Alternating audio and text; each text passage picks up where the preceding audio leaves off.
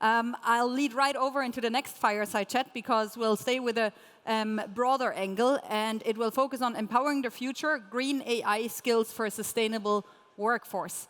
In the fireside chat, the speaker will be Beate Andrees, who's the Assistant Director General and Regional Director Europe and Central Asia of the International Labour Organization, who will be interviewed by Vanessa Gray, Head of Emergency Telecommunications and Environment at the ITU. Thank you very much.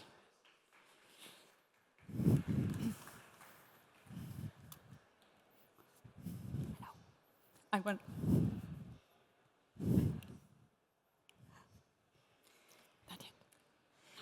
Thank you very much. Good afternoon again, and thank you for joining us for this panel on empowering the future green AI skills for a sustainable workforce.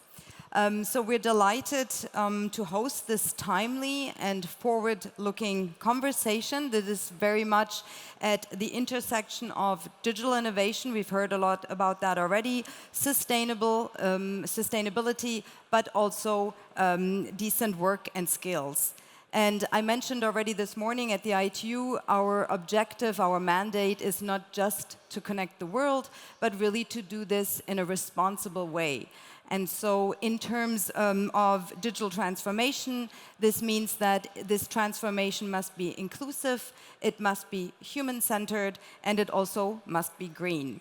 And this, for us, means working with countries, working with our partners, and ensuring that people at the center of this transformation are always equipped with the necessary skills that they need for the future.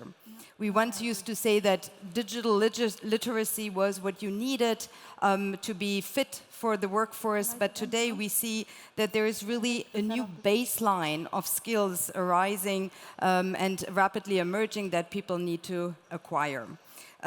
Today we're honored to be joined by Assistant Director General Beate Andrees from the International Labour Organization, ILO, whose mandate is to promote social justice and internationally recognized human and labor rights. As a global leader in advancing decent work for all, the ILO plays a really critical role in shaping the policies and the skills needed and required for a just transition to a green and digital economy. And so we'll together have a few minutes to explore green and AI-powered skills to see how these can help shape a more equitable and sustainable workforce for generations to come. Beate, welcome very much, and thank you for joining us. Maybe we can start this conversation a little bit around the most vulnerable. We often hear about how AI, there's a risk that it will increase existing divides, it will take away jobs. And so maybe if you could shed some light on the question of what this means in terms of public policies. What do we need to do to ensure that the most vulnerable are not left out and that they have the necessary digital and green skills? Well, thank you so much, Vanessa, and good afternoon, everyone. It's great to have this opportunity now to bring the human factor into the conversation. I mean, when you look behind us, all these fantastic technological advances that we see here, they all have a human factor, a human being, a face behind.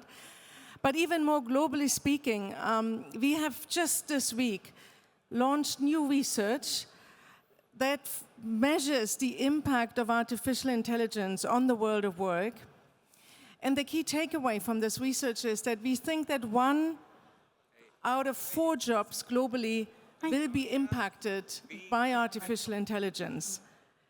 These jobs will not necessarily disappear, so that's the good news. But they will significantly transform the workforce and the skills needed for the future.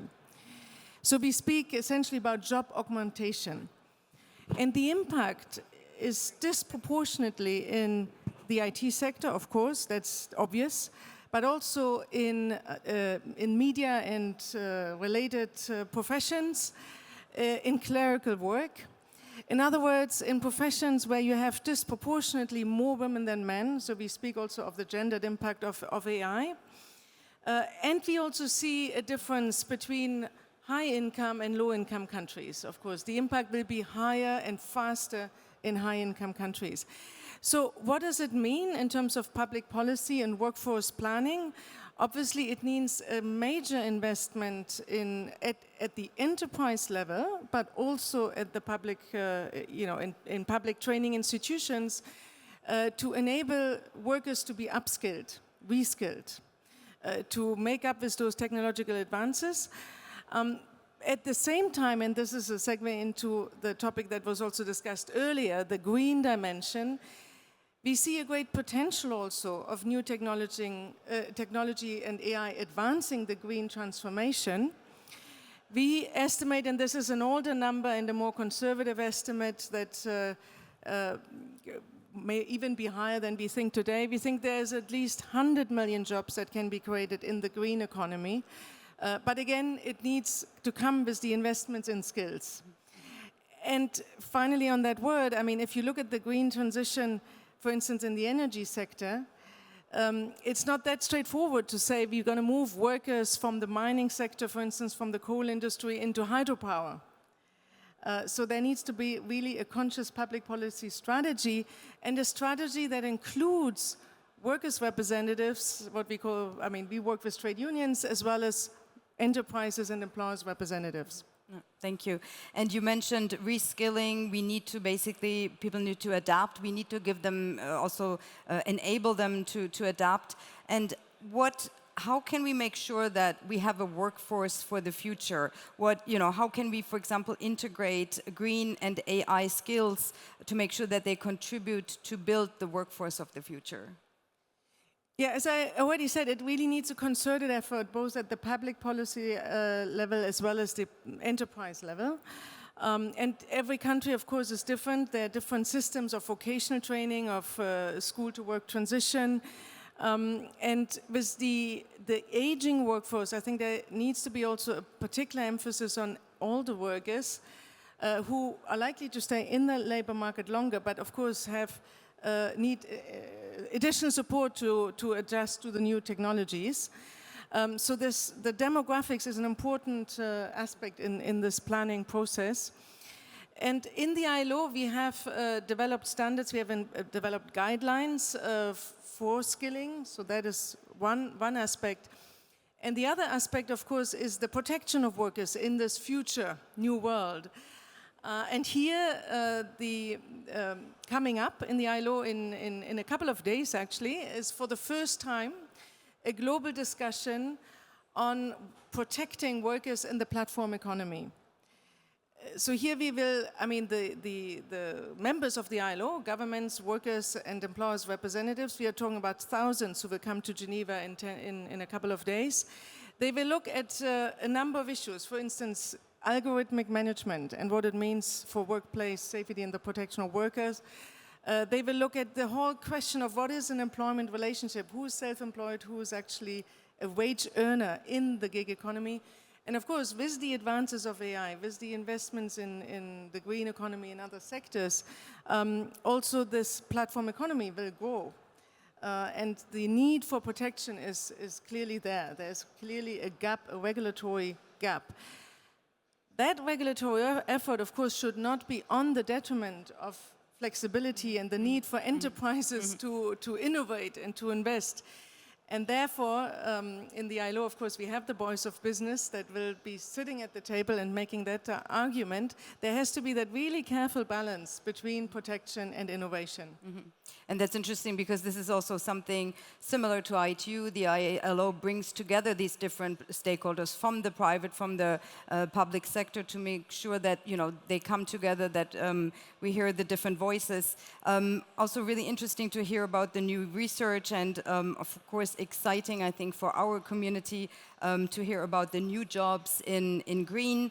And also what I what we heard a lot about this morning was the importance of better information, better data for informed public policies. I think this is the same that applies, of course, to you, and then also, you know, the exciting work that you do in terms of the standards. Yeah. You know, so for example, what are some of the concrete standards you're working on to, you know, again, to make sure that the workforce is fit for the future?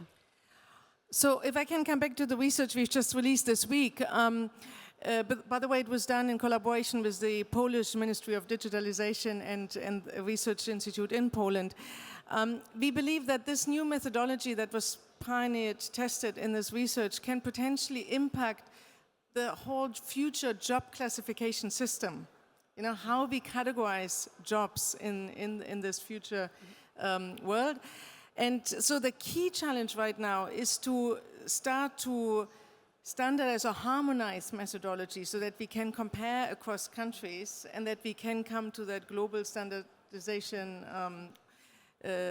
challenge or system. And then, as I said, to adapt vocational training systems accordingly and get workers on board with it. So it's really a very exciting way we believe that's ahead of us. And important really to take away that message that it's not fundamentally about job loss, because the anxiety, we see this also in the workers' movement, the anxiety is there and it's very legitimate. But it's fundamentally about job transformation. Yes, there will be jobs that will disappear, and we see this already in our daily lives. They are likely to disappear. They have already disappeared. But in the majority of them, it will really just be a change, a transformation of jobs. Right. That sounds like a pretty positive message overall. Thank you so much. Thank you for your time. And ITU also, of course, looks forward to working with you on the topic in the future. Thank you very much. Thank you so much, Vanessa. Thank you.